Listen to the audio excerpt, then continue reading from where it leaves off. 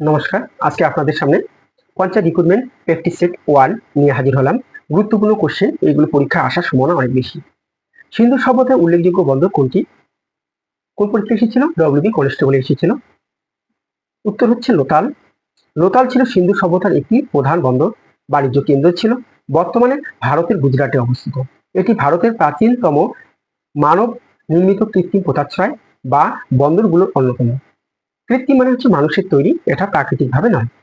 Next question, সিন্ধু সভ্যতার নিচের কোন ধাতুটির ব্যবহার ছিল না? লোহার।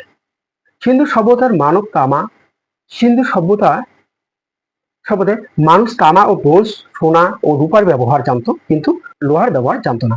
লোহার ব্যবহার আসে পরবর্তীকালে, সেটা হচ্ছে বৈদিক যুগে, আনুমানিক 1000 খ্রিস্টপূর্বাব্দে। নেক্সট কোশ্চেন, ঋগ্বেদে কোন যুদ্ধের উল্লেখ আছে?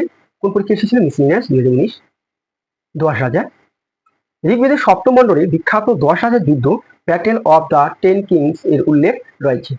এই যুদ্ধটি পুরুঞ্চি, বর্তমানে রাবি বা কি বা রবি নদীর তীরে ভারত গোষ্ঠী রাজা সুদাসের সাথে অন্য 10টি উপজাতি রাজাদের মধ্যে হয়েছিল, যাতে রাজা সুদাস জয়ী হয়। নেক্সট কোশ্চেন, সিন্ধু সভ্যতার কোন নগরীতে বৃহত্তম শিলালেখ পাওয়া গেছে? শিলালেখ পাওয়া গেছে ধোলাভিরা। গুজরাটের ধোলাভিরা প্রত্নস্থলে সিন্ধু লিপি 10টি বড় বড় চিহ্ন, একটি বড় সাইনবোর্ড বা শিলালেখ পাওয়া গেছে, যা প্রাচীন বিশ্বের অন্যতম দীর্ঘতম লিপি বা শিলালেখ হিসাবে পরিচিত। অষ্টাধ্যায়ী কে ছিলেন? অষ্টাধ্যায়ী এইগুলোর মধ্যে কেউই ছিল না। অষ্টাধ্যায়ী মেন যে ছিল, এটা হচ্ছে অষ্টাধ্যায়ী হলো সংস্কৃত ব্যাকরণ, একটি বিখ্যাত গ্রন্থ যা প্রাচীন ভারতের মহান ব্যাকরণবিদ পাণিনি রচনা করেছিলেন। অপশনে এই কথাটি যেহেতু নেই, সেহেতু উত্তর হয়েছে ডি। কৌটিল্য লিখেছেন অর্থশাস্ত্র, আর বাল্মীকি লিখেছে রামায়ণ। নেক্সট কোশ্চেন, মানুষের আবিষ্কৃত প্রথম ধাতু কোন পরীক্ষা এসেছে? 2013 মিসিলিয়াসে এসেছিল কপার বা তামা। কি বলছে? মানব সভ্যতার ইতিহাসে মানুষের দ্বারা প্রথম ব্যবহৃত এবং আবিষ্কৃত ধাতু হলো তামা। তামা ব্যবহার পরেই শুরু হয়েছিল তাম্র প্রস্তুতি। নেক্সট কোশ্চেন, আর্যদের প্রাচীনতম গ্রন্থ কোনটি? গ্রন্থ হচ্ছে ঋগ্বেদ।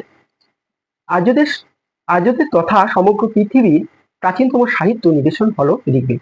এটি আনুমানিক 1,500 থেকে 1000 খ্রিস্টপূর্বাব্দের মধ্যে রচিত হয়েছিল এবং এতে 1028টি উক্তি বা স্তোত্র রয়েছে।